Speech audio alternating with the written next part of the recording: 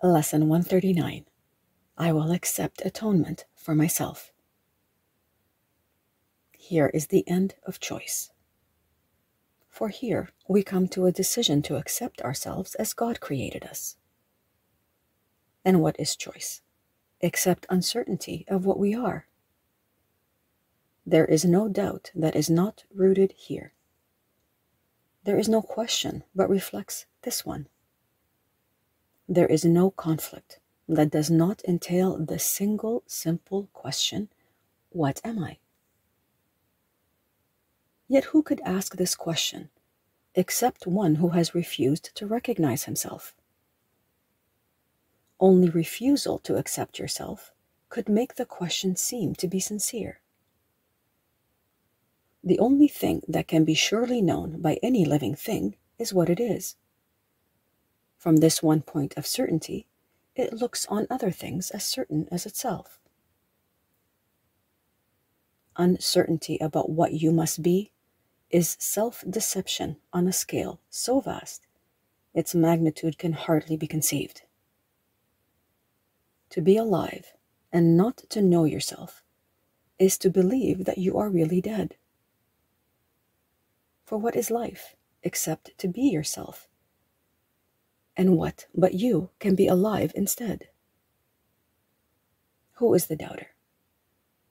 What is it he doubts? Whom does he question? Who can answer him? He merely states that he is not himself, and therefore, being something else, becomes a questioner of what that something is. Yet he could never be alive at all unless he knew the answer. If he asks as if he does not know, it merely shows he does not want to be the thing he is. He has accepted it because he lives, has judged against it and denied its worth, and has decided that he does not know the only certainty by which he lives.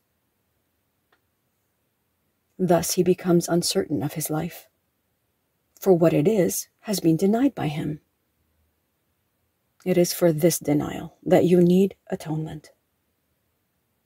Your denial made no change in what you are, but you have split your mind into what knows and what does not know the truth. You are yourself. There is no doubt of this, and yet you doubt it. But you do not ask what part of you can really doubt yourself. It cannot really be a part of you that asks a question, for it asks of one who knows the answer.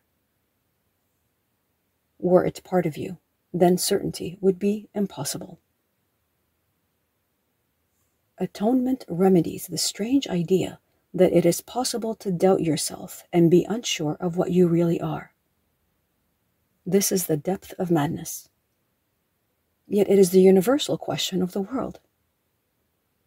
What does this mean, except the world is mad? Why share its madness in the sad belief that what is universal here is true? Nothing the world believes is true.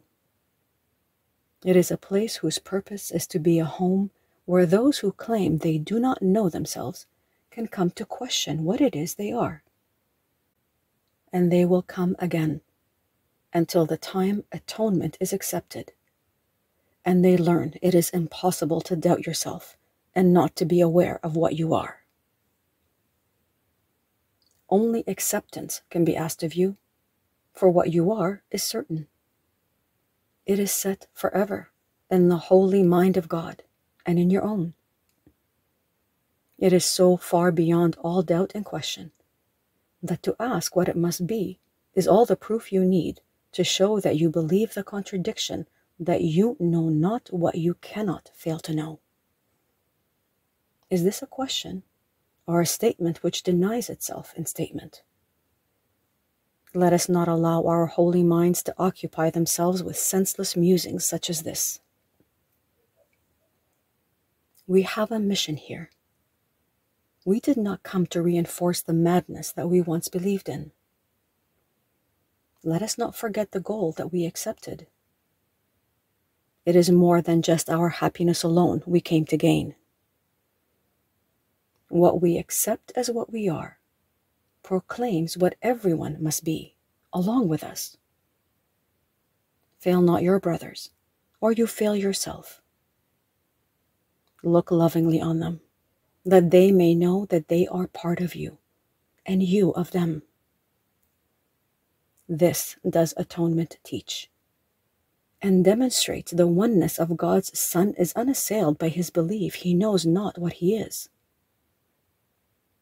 Today accept Atonement, not to change reality, but merely to accept the truth about yourself and go your way rejoicing in the endless love of God.